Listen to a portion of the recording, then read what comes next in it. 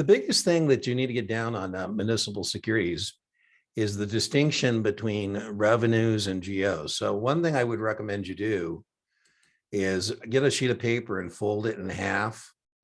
And on one side, write all the terms associated with GOs. And on the other, all the terms associated with revenues. So we'll call this part over here GOs. And, in terms of debt, remember, there's three issuers you're held accountable for. They are corporate issuers, municipal issuers, and government issuers. And as we talk about debt securities, there are way more questions on municipal bonds than there are corporate bonds or there are government bonds. And, in general, I would tell you, ladies, that, when they, to call this, some people colloquially, you'll call this the stockbroker's exam. The Series 7 is the stockbroker's exam. But if we're truth in labeling, it's really should be called the bond broker's exam. There are way, way more questions about bonds than there are, other things. In the GO category, in the revenue category, munis, you can expect about 20 questions on munis. So what is the biggest distinction between these two?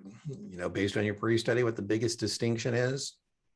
GOs have the ad valorem. That's right. What user fee? Well, property taxes indeed is the price you pay for civilization. But the taxes, you're right, it's going to be a property tax for local government. So that would be cities, counties, school districts. If it's a state, so let's put local here. If it's a state, it's typically going to be an income or sales tax.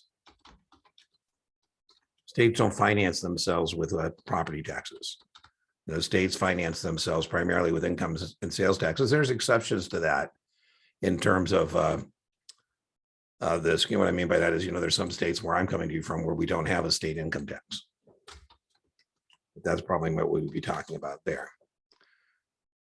And these have user fees. So what else should we know about a GO bond? So you're on the right track. We've said they have taxes involved.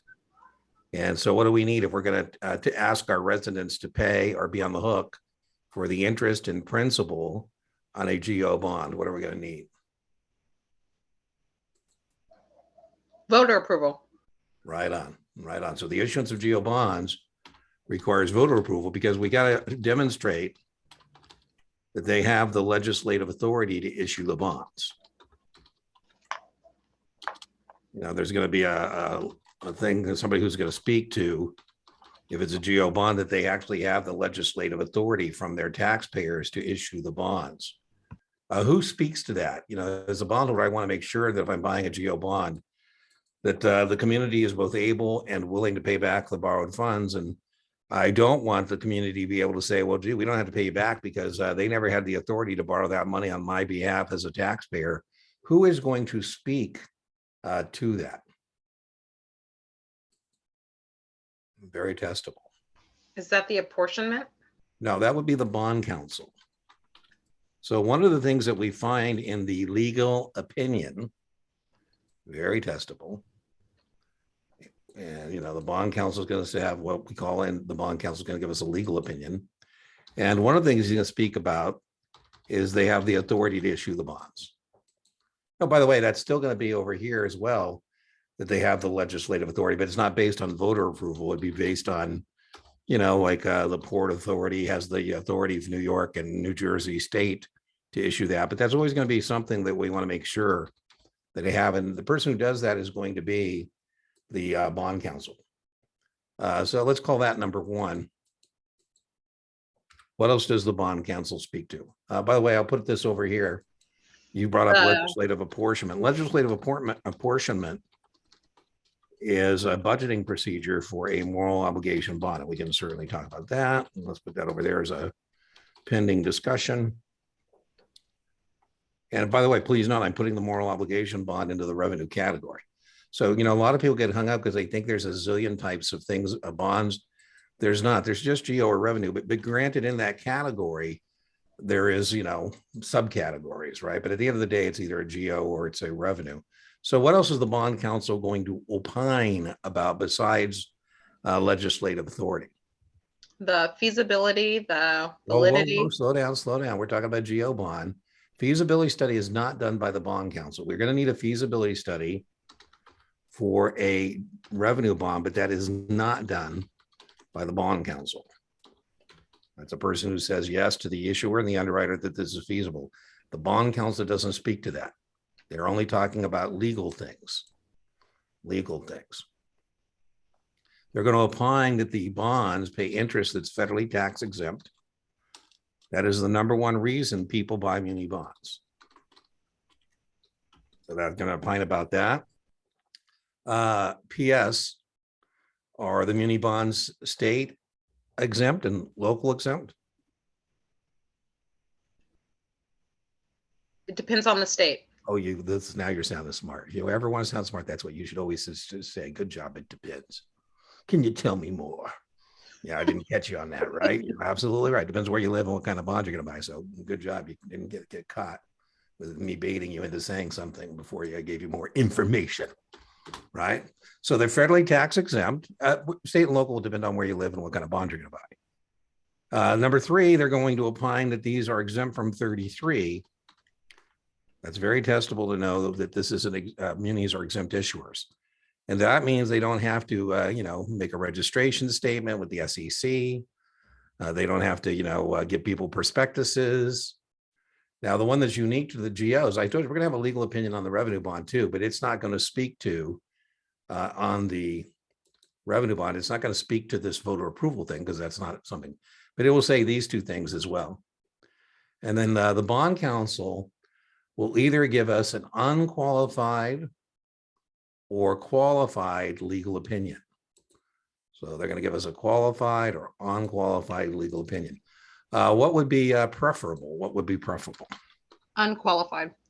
Yeah, that's right on, because unqualified means without reservations, that all these things are copacetic.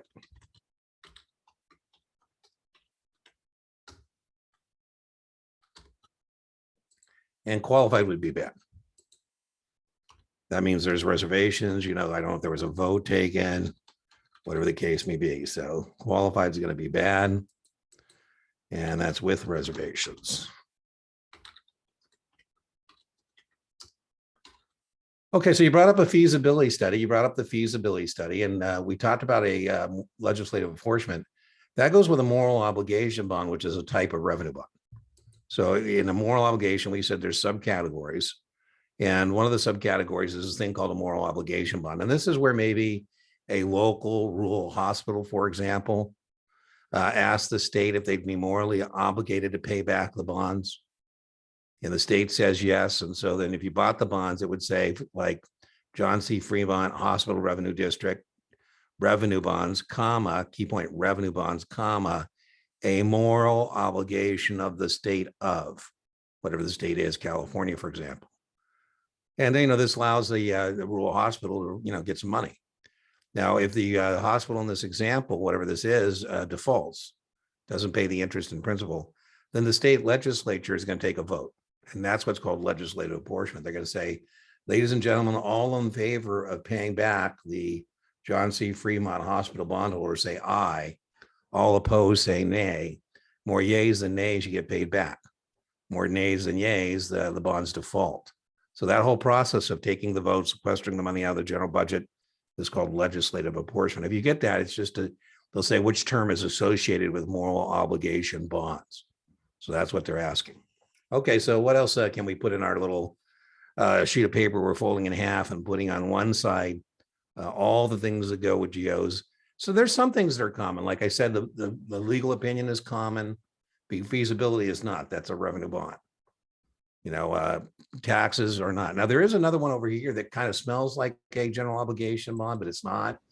And it's called a special tax bond. And that looks like a GO, but it's not, because if the special taxes are insufficient, the bonds will default. Sometimes these are called sin taxes because these are usually supported by, alcohol, smoking, tobacco taxes, hotel taxes, whatever it is. And the point about that special tax bond being a revenue bond is that this people don't sin enough. I'm joking. If they don't pay enough taxes on their sins, those bonds will default, right? So if we make that tax too high, People stop drinking, stop smoking, stop staying in hotels, then we've got a problem because the bonds are going to default, right? So that goes in that subcategory. What else can we put on this page we're working on? Overlapping debt. Yeah, overlapping debt. And which side would you put that on? Geo or revenue? Probably revenue, since that's the primary. Man, I gotcha. Oh, I gotcha. So overlapping debt is associated with geo bonds. And it's the idea that I have to pay property taxes to more than one government, right? I'm paying for, I'm coming to you from Clark County, so I got to pay some taxes to Clark County. I live in Las Vegas. I got to pay some taxes to Las Vegas. I live in Clark County, and there's a Clark County Unified School District, and they want some money. And so there's more than one taxing agency that wants some of these property taxes. Overlapping debt is associated again with local government, not states. So the term associated with this overlapping debt is coterminous. Co means together, terminus means living together. And so I just told you, I gave you some examples of taxing agencies that are coterminous. For example, Clark County Unified School District is 100% coterminous with Clark County. They share the exact same geographic boundaries. Las Vegas is 100% coterminous with Clark County, but it's not 100%. Clark County is 100% coterminous with Vegas. You could be in Henderson or Summerlin. You could be somewhere else. And the definition of this is when two or more taxing agencies, and again, that's why it's going over here, because we're talking about property taxes, share some of the same geographic boundaries.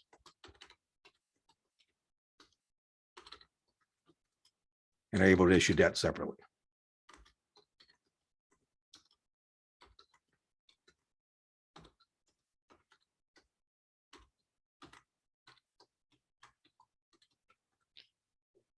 Okay, so we're working our way through this. We'll probably have to get at some point, we'll fill it up, but we can continue to march on. So what else could we put in this geo versus revenue kind of sheet of paper we folded in half and writing all the terms? By the way, you can do this, ladies, after we're done, right, with your notes. This would be a good exercise just to go through all your muni notes and try and classify them in, either the left-hand side or the right-hand side as being either a geo or revenue kind of a thing.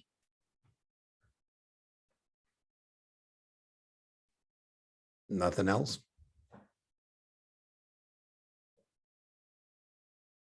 Well, how about flow of funds. What's that? There you go. I think excellent. So are we going to put the flow of funds? You're correct. That's something we should be aware of. First, before we decide where we're going to put it, is the flow of funds. Where do we find that flow of funds? Do we find The trust that indenture. What there? Excellent. Excellent.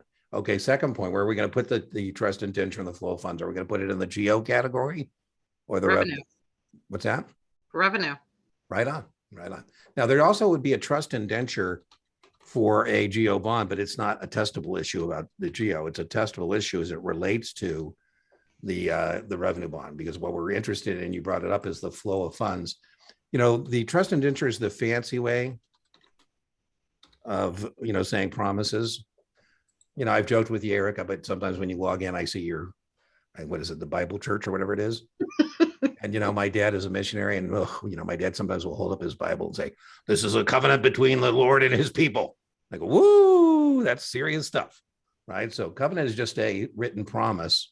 And the point is that if you break a written promise, you're going to burn on a deeper level of hell, so to speak. So we want to have a set of promises between the issuer and the trustee for the benefit of the bondholders. We would have this in a corporate bond. It would be required in a corporate bond, because in a corporate bond, it's called the Trust Indenture Act of 1940. But remember, munis don't have to comply with any of this stuff. So it's not like there's a rule that says they have to have one, but it's still called a trust indenture. I had a young man in class, and we were, this is back in the days of live classes, and he told me that he was so happy because he's got a new job, he's got making some money, and he was getting a mortgage, and he was going to go sign his mortgage papers, and he's going to be back after lunch. And I said, really? I said, you're going to be back after lunch? Have you ever got a mortgage before? And he goes, well, no. And I said, well, trust me, young man, you're not going to be back after lunch. He goes, well, he's just signing some papers. I go, well, no, you're signing the covenants. The basic covenant or promise, you're going to pay interest and principal, but trust me, that mortgage indenture has all kinds of other promises you're going to make. It's going to take you a while. Now, what I would suggest to you is they're probably going to give you a free look because they know you can't possibly read it. So they're going to say, why don't you sign everything? And then you got like, 5 days to look it over and come back. So this trust indenture is very testable. We're going to have the flow of funds. There's going to be other things in there as well, but the flow of funds is really important because you can imagine how popular I would be if I were a politician. I said, hey, if you vote for me, public transit is free. We can't do that. We promised the bondholders, the revenue bondholders, that we will charge a user fee that's sufficient to pay interest and principal.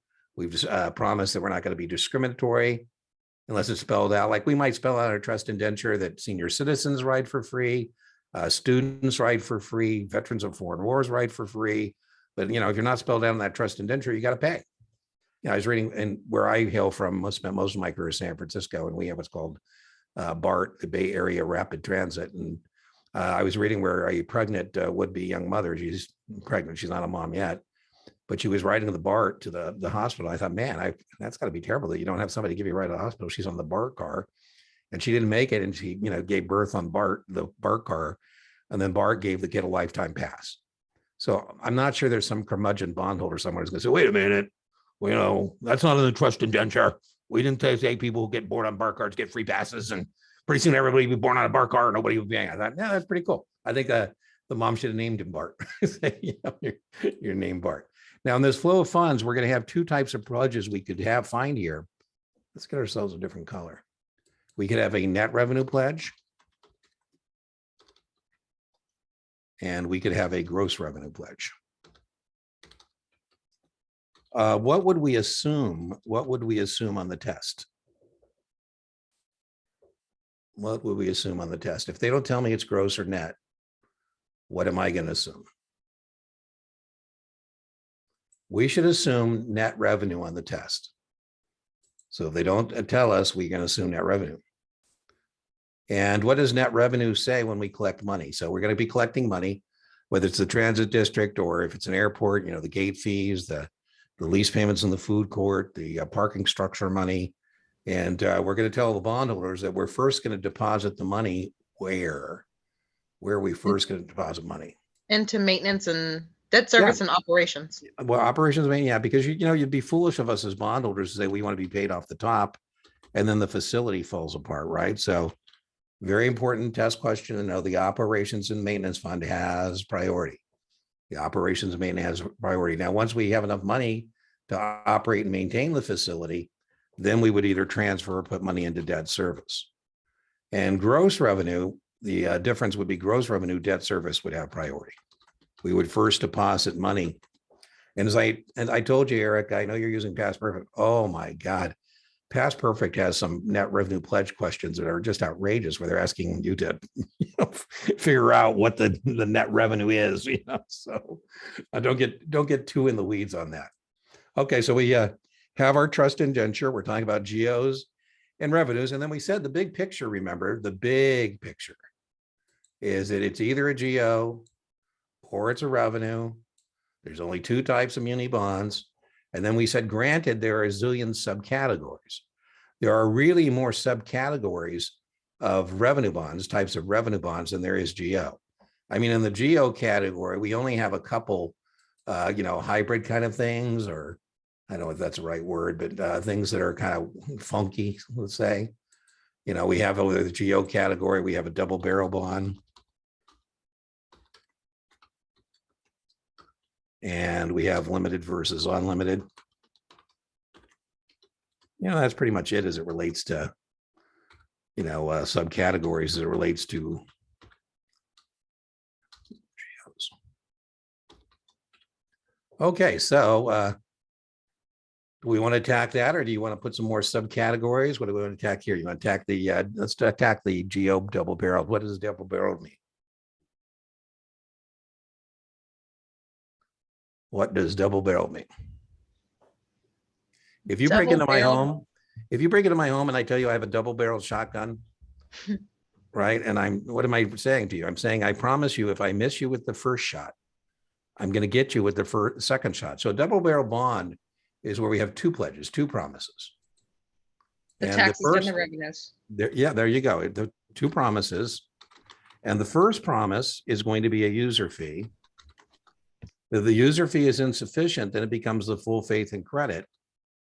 So that's our first one, is the user fee. Let me get some room here.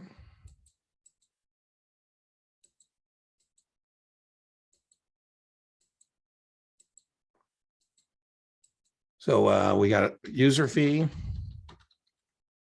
and full faith and credit. So how would I ask you test questions about this? Does the issuance of a double barrel bond require voter approval? It most certainly does, because it is a GO bond. And the residents, the taxpayers, are saying if the user fees are insufficient, then they will pay back through a property tax. You know, if about a double barrel bond, for example, they use this to finance the Olympics in Salt Lake. It says Salt Lake City Olympic Organizing Committee revenue bonds. Looks like it's going on the right-hand side, comma, a general obligation of the city of Salt Lake. Then it shifts back to the left side. So did that require voter approval? It most certainly did. And 77% of the residents of Salt Lake said, let's do it. Let's do it, right? So good news, there was a surplus, there was money left over. But if not, your point, Erica, the ad valorem, that's Latin for added value, the property taxes would have gone up by whatever amount is necessary to pay the interest and the principal, right? So, all right, so we got that one. And then anybody know what the difference is between limited and unlimited?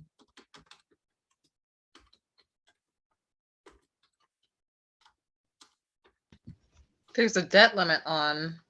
Well, it's not, a debt limit is a separate issue. Let's put that here. That is important. And let's talk about that. That's in total, though. It's not about a particular bond. So good. You know, this freeform thing is kind of fun for me as well, because it helps me think, you know, what are people getting in their brain housing group that goes one way or another. So we definitely want to talk about the debt limit. However, that's about to the political subdivision as a whole. And limited and unlimited isn't about the debt limit of the community. It's about a particular bond. And so I think of a limited tax bond is what it says. There's a limited tax. So I'm not going to make you, Erica, do a property tax, but, you know, for example, I used to live in had a place in Mariposa County, and they wanted to issue a GO bond to build a new gymnasium for the high school. The assessed valuation, is that a part of the GO? Well, it'd be a limit to what we're going to do. So my example, they came to me and said, Dean, we want to issue some bonds, all voters, me included, taxpayers, and said, we want to build a new gymnasium. We want to finance it through issuing these $10 million worth of bonds to build the new gymnasium. And we think, Dean, it'll be 2 mils. So 2 mils, 0.002. I'm not going to make you do this on the test, but of my 500, they're asking me for $1,000 in property taxes to build this new gymnasium. I said yes, but there was a huge senior community in our town, and a lot of the senior citizens, I don't get the public education part of this, because they voted no because they don't have kids. I said, well, that's not the point. I don't have kids either, but you know, we paid for your kids, and now it's time for you to pay for other people's kids. That's called public education. Anyways, the county does subsidize the senior center, and I was giving mom down a ride down there, and they looked like 2 kids that were, you know, up to no good. And I said, that's what they get for not, you know, putting up a gymnasium, and they would be shooting hoops instead of getting into trouble right now. Anyways, the bond failed, but I think they would have had a better chance if they made it a limited bond where they say, Dean, we think we can do it for 2 mils, but no more than 3. You know, because what some people are afraid of is they go 2 mils, but then it's 3, then it's 4, then it's 5. That would be unlimited, where it's hell or high water. So here we're telling the the bondholders, there's a limit to the tax that will be assessed. So limit to the tax assessed. By the way, you would prefer as a bondholder to have unlimited. That would be hell or high water. What we mean by hell or high water is whatever is necessary to pay back the borrowed funds. That's what we'll charge. So if our residence 2 mils doesn't get it done, we go to 4 mils, 5 mils, whatever the case may be. Right. So now you brought up a debt limit. Some communities have a self-imposed debt limit, some do not. And as a bondholder, we would prefer them to have a debt limit where they can only borrow so much money before they have to recognize their problems. Right. It's kind of like American Express versus, you know, Visa. Visa knows how much I can take them down for because I have a credit limit, right? Then, you know, $10,000, let's say, it doesn't work anymore. Where with American Express, you know, what might I take them down for? As long as I keep getting approval codes, who knows, $1 million, 2 million, 3 million. I've read horror stories of American Express getting taken down for big money. So as a bondholder, I prefer there's a debt limit, so they have to recognize their problems and deal with them at some point. And again, that varies from community to community. I was surprised that Puerto Rico never had a debt limit. It's self-imposed, but they were able to borrow up to $40 billion before they actually defaulted, which was crazy. Now, one of the things we're concerned about as it relates to these GO bonds is municipal employers are one of the few employers left that have defined benefit pension plans. One of the few ones left that have defined benefit pension plans. Do we know what a defined benefit pension plan is? Test question. Therefore, corporate, Well, all employers, let's just stop for a minute. I'm asking about munis, but there are different employers. And as I just said, very few corporate employers offer defined benefit pension plans anymore because you can end up with a huge unfunded pension liability. In a defined pension plan, the employer is assuming the investment risk. And, you know, most employers, your point, corporate employers particularly, nowadays offer defined contribution plans. Now, if it were a corporate employer, where the corporate employer offers you a defined benefit plan, whether your employer is assuming the risk, where they say, you know, after X number of years, you're going to get a percentage of your base pay and health care for the rest of your life. Wow. Or whether your employer is offering you like a 401k and says, we'll match you, you know, dollar for dollar on the first 3, and you invest it in whatever grows to or falls to. That's what you get. By the way, very testable to know the distinction between defined benefit, where the employer assumes the investment risk, and defined contribution, where the employee assumes the investment risk. And if it were a corporate issuer, they'd be subject to ERISA. ERISA, every ridiculous idea since Adam, I'm joking.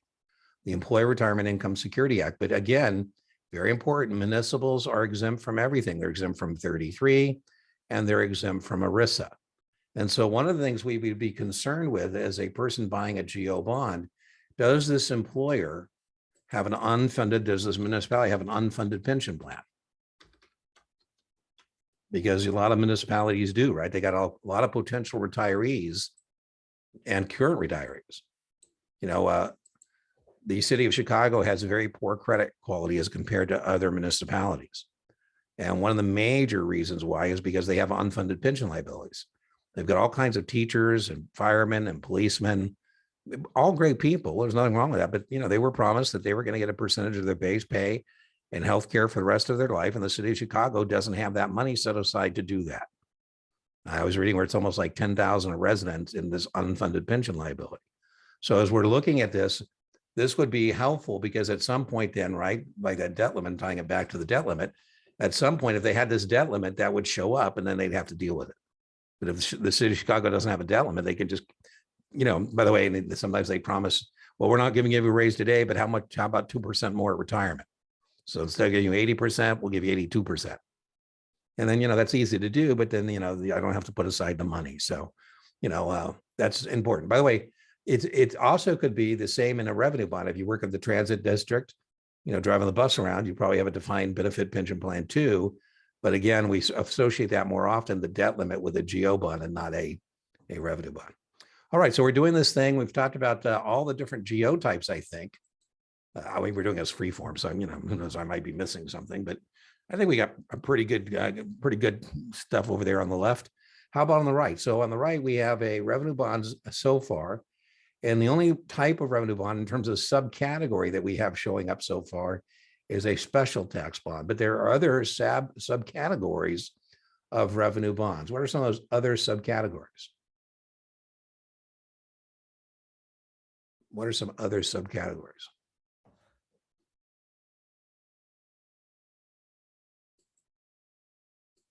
Very testable.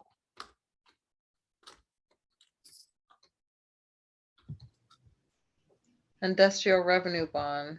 Yeah, industrial development agency bonds or industrial development revenue bonds. Right. So I was reading where the state, I think it's, I want to say Alabama, it might be Georgia. I think it's Georgia. Georgia has empowered industrial development agency to build a electrical vehicle factory for Rivian. It's an electrical car maker. And they want to issue like $2 billion of industrial development revenue bonds. They're already being sued over the legal opinion. There's somebody who says, I don't think the state legislature has the authority to empower this industrial development agency to go out and issue these bonds.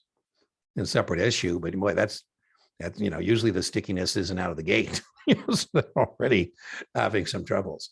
There are indeed some very high probability test questions about IDAs and IDRs. And so what should we know about the Industrial Development Agency bonds, also known as Industrial Development Revenue Bonds? They're subject to AMT. Yeah, before we get to the AMT, you're correct. So let's put that there. And we'll talk about that in just a sec. We also need to know that corporate credit backs the bonds. So in my example, it's not Georgia's credit quality of that bond, it's corporate credit. If you watch my lectures, I usually use Boeing building a corporate campus in Chicago, or Schwab building a corporate campus in Denver. And Denver issues the bonds under its authority as Industrial Development Agency. Schwab agrees to rent the building, and it's a corporate credit, Schwab's credit, that backs the bonds, not Denver. In my Boeing example, it would be Boeing, not Chicago. In my Georgia example, it'd be Rivian, not the state of Georgia. So that means if the corporation abandons the facility, the bonds will default, right? So that's very important. It's corporate credit. So how would I test you on that? Let me give you an example. Let's say that Chicago is true. Chicago is BBB and credit quality. And Boeing, this is true, is single A. So I just told you, city of Chicago is BBB. Boeing is single A. Boeing is going to be occupying a corporate campus financed through the issuance of industrial development and revenue bonds. Test question, will it have corporate credit backs it? So will it be rated BBB or will it be rated single A? BBB. And single A, corporate credit. It's Boeing, right? It's Boeing. By the way, I know that's rude. I was tutoring this very senior lady from a firm. Every time she got one wrong, I go, eh. I didn't realize how rude it was, because I go, and man, she just lost it on me. She goes, Dean, that's the rudest thing I ever heard. If we were talking technology, I'd be you all the time. Whoa, man, you forget how fragile people are when they're studying. So I always say sometimes you might want to tell people I'm fragile right now. I'm studying, so be careful. I remember you telling this story in one of your other videos as well. It was hilarious. Yeah, I love this story, Dean. You can all day. Yeah. Oh man, I'm telling you, she was, she was mad. But that happens, right? You have a bad day, So I don't do that as much anymore when I'm like, I think I just did it to you, ladies, but I try not to do it more than once. I'm not offended. It's fine. It can be challenging. I think when you're trying to learn new information, so she was a bright lady, and sometimes when you're trying to learn new stuff and you have the smarts for it, it can be a challenge. And I do just think it's a function of some days you have a good day when it relates to 7, and other days you have bad days.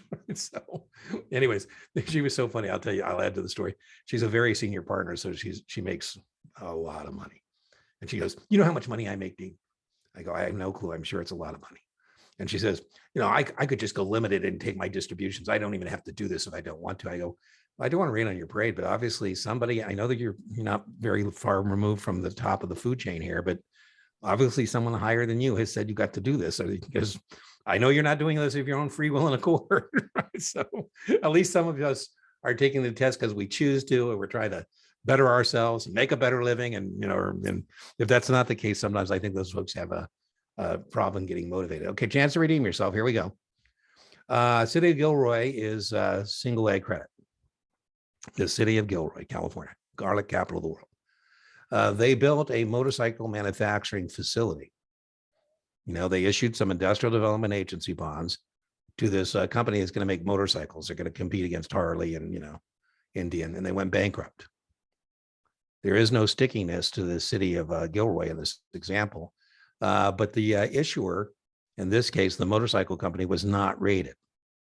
It was not rated. Gilroy is single A. So when these bonds were issued, were they single A or were they not rated? They were not rated, right? Because the corporation that's occupying the facility is the person who's on the hook for the rent, the borrowed funds, right? In this case, the bonds are going to default. That's not going to affect Gilroy's credit quality because it's, it's not Gilroy that's on the hook for the borrowed funds. Now, there is definitely a suitability question here, right? When I'm making recommendations, let's just start first from the top.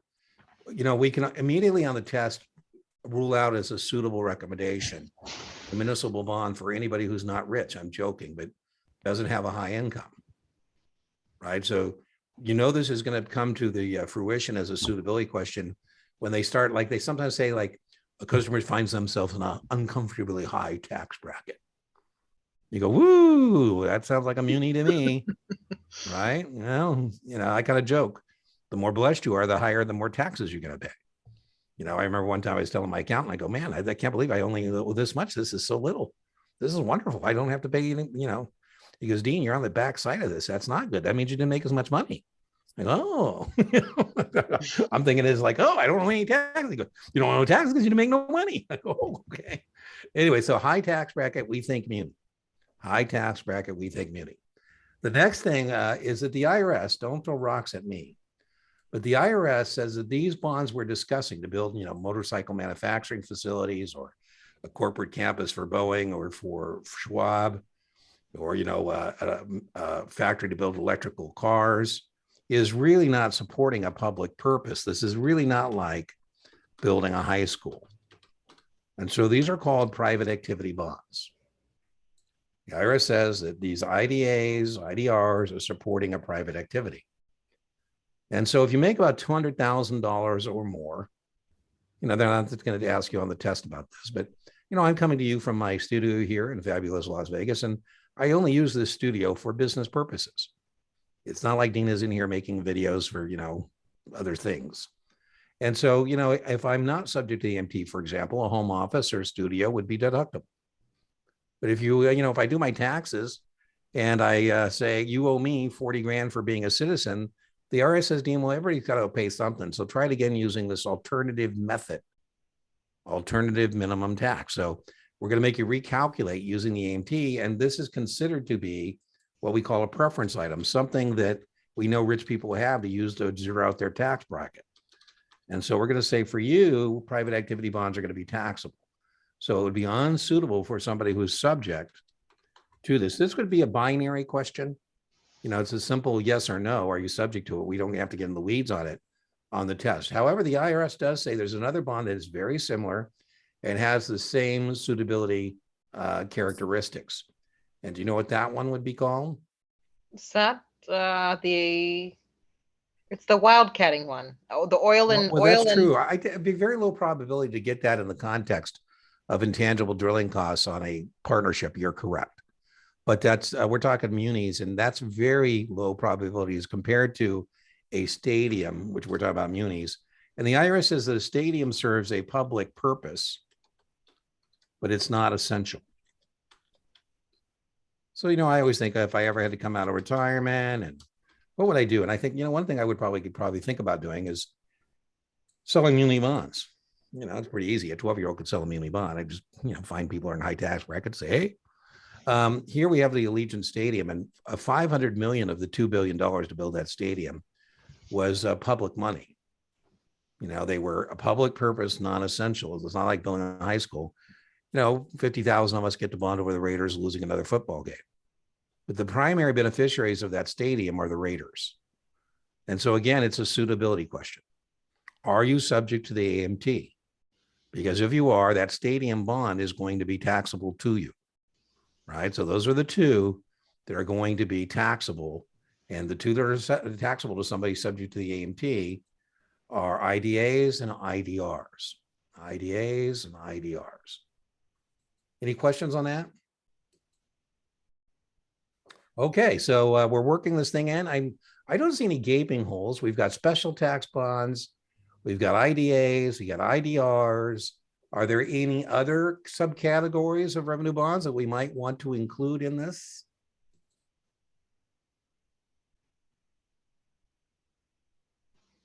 Are there any? No, I think that's government debt. Well, How about special assessment bonds? Mhm. Special assessment bonds. PHAs, NHAs.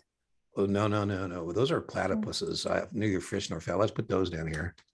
That's very testable, but I'll put them kind of down here because they, it's hard to figure out how to organize things. So all test prep vendors and even myself, we got to write a study manual or something. Where do I put these things? So let's just, we'll put them down here and we'll just say that they are testable for sure, but they really kind of are different. I mean, they don't really blend themselves to what I'm doing here, which is carving these up into these binary kind of things. So let's put that there. Let's not forget that. We'll revisit that. Okay, so how about special assessment bonds? So maybe I wish, right? I have 10,000 acres of raw land here in Summerlin. Summerlin is my next door neighbor. And I'm going to build a new development called Coyote Springs. 10,000 acres. I'm going to put 4 homes an acre. So I'm going to build 40,000 homes. Woo! They're going to be beautiful homes. They're going to be 4 or 5 bedroom homes. So that means there's going to be families. There's going to be kids. And Summerlin is going to say, Dean, we can't ask the existing residents of Summerlin to finance the new residents. So when you sell the homes, will you tell them besides the normal property tax they pay, they're also going to pay a special assessment against the benefited property. So now if I sell you these Coyote Springs special assessment bonds, you need to understand there is no stickiness to the city. So if the Coyote Springs doesn't come to fruition, when the bonds are going to default, and there is no recourse, no stickiness to the city.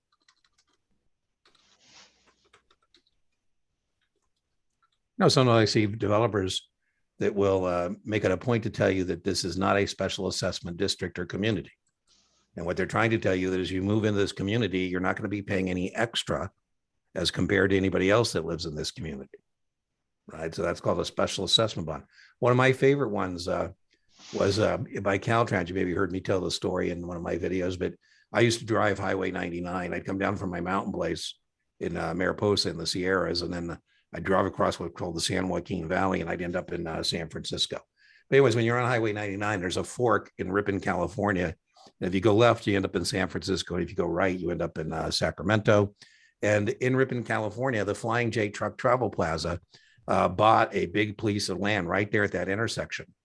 And then went to the Caltrans, Department of Transportation in California, and said, we would like you to revamp the freeway system here where we're going to build this new Flying J Truck Travel Plaza. We want you to make it easy for 18-wheelers to get in and off the freeway. And Caltrans, Department of Transportation, California, said, we're going to do it. We're going to do it. It's going to cost $20 million. But we can, in good conscience, ask the residents of California to pay for this freeway revamp because you're the ones that are the major beneficiaries. So we're going to sell some special assessment bonds. I love these bonds, right? If you buy the bonds, that confirmation would say Caltrans special assessment bonds, Highway 99, off ramp 53. And then, if I were going to sell those bonds, I'd probably have you go see the Flying J Truck Travel Plaza because as it goes, so goes the bonds, right? If this Flying J doesn't generate enough money, by the way, to pay the normal property tax that everybody is paying in Ripon, California, and above that, the special assessment, the bonds will default. I've seen these issued to build infrastructure for factory outlets along the freeway or, Coyote Springs, residential communities. So, but the big thing is it's a type of revenue bond. So if the user fees are insufficient, the bonds are going to default. All right, now PHAs, NHAs are public housing authority bonds or national housing authority bonds, low income housing. And these are kind of, nifty because these test questions have the full faith and credit of the United States government. Wow. As I said, I spent most of my career, well, the latter part of my career in San Francisco. And I wasn't a retail stockbroker in those days. I started as a retail stockbroker, but ended up kind of more of an investment banker kind of guy. But anyways, in San Francisco, we have a low-income housing unit called Hunters Point. Hunters Point is in, south of San Francisco. And anyways, if I were trying to get a doctor to invest in these public housing authority bonds, national housing authority bonds, the doctor might say, Dean, Hunters Point, I'm not sure those people have the resources to pay the rent. And Dean, in real estate, how are we going to raise the rent? I mean, isn't it a game in real estate to raise the rent? And I don't think we can raise the rent on them. I said, well, doctor, that is true. But, as an incentive to attract money to low income housing, these bonds not only pay you tax-free interest, but they also have the full faith and credit of the United States government. And with that, we might be able to attract a lot of money to this kind of a thing. It's built on the assumption that people respond to incentives. So test question, how else can we get the full faith and credit? I would expect this to be an accept question, right? And so besides PHAs, what's another way you can avail yourself of US government credit quality?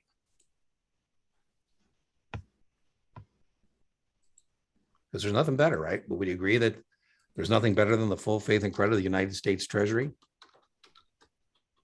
But the US Treasury doesn't have to deliver products and services. The US Treasury can just confiscate money from others. So how else can you get your that full faith and credit? By the way, in general, what's that? I'm sorry. Collateral? No. In general, let's take a little side trip here. The two risks. So this was a debt securities question you asked, and I said there are three issuers of debt securities. They are corporations, municipalities, and the U.S. government. And of those issuers, municipal bonds are considered to be the second safest form of credit. The second safest form of credit. The first form of credit that's the safest is United States government. You can get this through direct obligations of the U.S. Treasury. That would be T-bills, T-notes, T-bonds, Treasury strips. And there's one more. Thing that can give you this. The D choice will be something that does not offer you that. And in this case, the D choice is going to be the right answer because it's accept. Guaranteed that you can get tested on this one. GNMAs. Remember, GNMAs have the full faith and credit of the United States government. Maybe D says Freddie Mac, Fannie Mae. Freddie Mac, Fannie Mae, remember, have an implied backing. I mean, we assume that if they got in financial difficulties and they asked for assistance, that the answer would be yes, right? So, all right. Do we have anything else we want to add to our list here?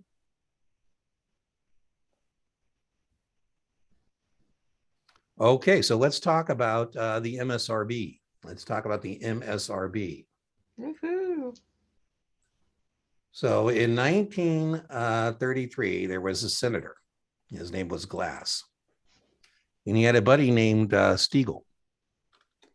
And Mr. Glass and Mr. Stiegel, if you're a senator and you come up with an idea, we name it after you.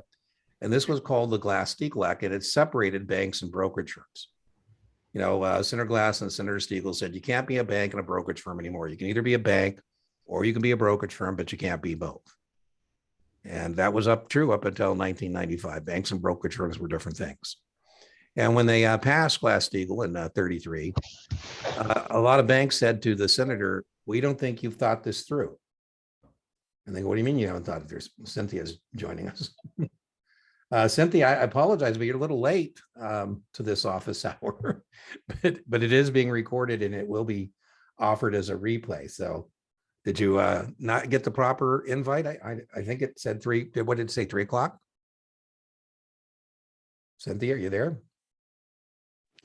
Oh, yes, I'm here, Dean. Yeah, I came in. I thought it was my time, but I didn't pay attention to the All right right, thing. okay. Because I try and automate as much as possible. So I just added, as I told you, as these fill up, I usually offer another one. I think Erica's already signed up for that. So Erica, sometimes if I'm not responding to your email, because I see you've already registered, I'm going to see you in an office hour. This is another way for you to get your, like your coaching call, but it's, office hour. I'm just trying to label them differently so I can keep track of them. But I think, Erica, I see you're already in that one. There's another one. When do you know offhand, Erica, when that next one is?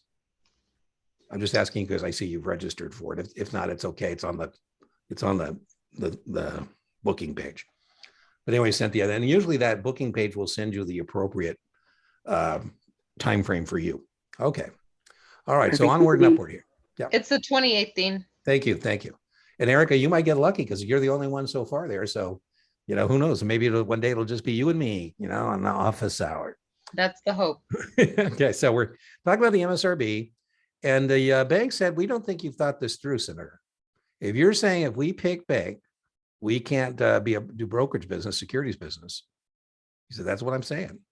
He said, well, then you're going to deny a lot of the cities and counties and municipalities access to capital markets, because in most areas, most geographic areas, the financial institution of note was and still a bank. And there are way more banks than brokerage firms. And he said, well, that's a good point. I'll tell you what, if you pick bank, you can still conduct a municipal business. So that part of our business was never separated. Since 1933 to 1995, banks and brokerage firms were competing, and they were separate entities. You had to pick whether you want to be a bank or whether you want to be a brokerage firm. And it was really a mess. And so in 1975, not testable, but in 1975, banks and brokerage firms got together and we said, we got to do something. The muni market is a mess. And the banker said, well, how about you guys opt into our regulatory framework where you can look forward to answering to the Federal Reserve Board, the Comptroller of Currency, and FDIC. And what do you think we said as brokers to that idea? We said, I don't think so. We said, how about you opt into our regulatory framework when it comes to munis? And you can look forward to being regulated as it relates to municipals by the SEC and our self-regulatory organization, FINRA. And what do you think bankers said that? I said, nah. I come up with a solution. I said, you know what we should do, guys? Why don't we form a municipal securities rulemaking board? 5 bankers, 5 brokers, 5 members of the public. And we'll allow the MSRB to publish rules, but we'll deny them the enjoyment of enforcement. All we're going to let them do is publish rules. We're going to let them publish A rules, administrative rules. We don't care about A rules as test takers. We're going to allow them to publish D rules, definitional rules. We do care about definitional rules because there's definitional rules would be like, what is a nominal quote, for example? So there's a couple of those we do care about. And most importantly, we're going to let them publish G rules, general rules.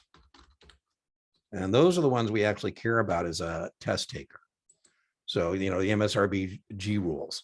The 2 that are very high risk are rule G20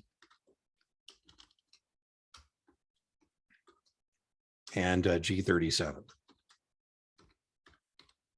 But, there's a lot of rules. By the way, for the most part, you don't need to actually know rule numbers like FINRA 2211, because on the actual test, I'm not talking about your test prep vendors, but on the actual test, they typically will give you some kind of context about the question you're dealing with. Okay, so ladies, anybody know what rule G20 is about?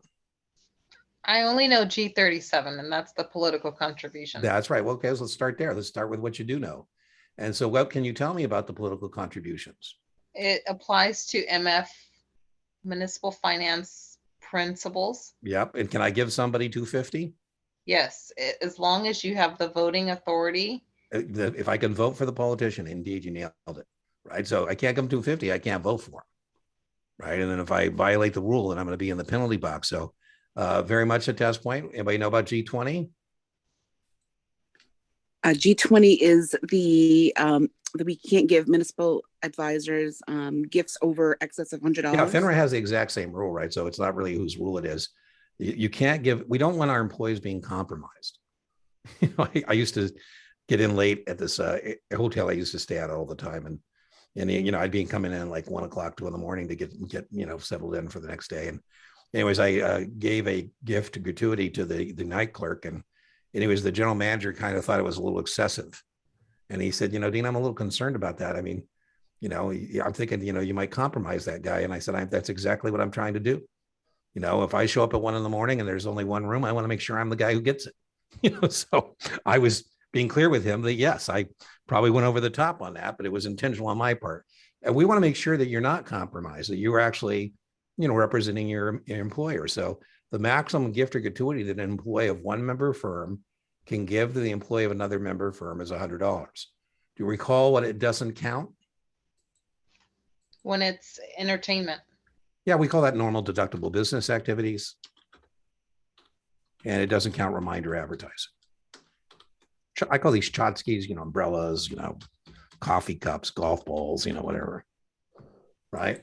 The MSRB is also kind of more worried about conflicts of interest. For example, Morgan Stanley was hired by Elon Musk to sell bonds to buy Twitter. And so, Morgan Stanley was representing the issuer, representing itself, and then sold the bonds to its customers. It was representing three parties in one trade. And on the corporate side, that's okay as long as I disclose it, right? So a corporation can hire me to give them advice about, for example, going public, then hire me to take them public, where I change my role from being a financial advisor to an underwriter, and then I can sell those securities to my customer. And when that's all said and done, I've represented three parties in one trade. And in the corporate situation, that is okay. But the MSRB says it's too much of a conflict of interest for a municipal financial advisor or broker dealer to represent the municipality and then represent itself in selling the bonds to its customers. So what does the MSRB rule about acting as a financial advisor to an issuer, a municipal issuer? I can't switch my roles as a financial advisor and to an underwriter.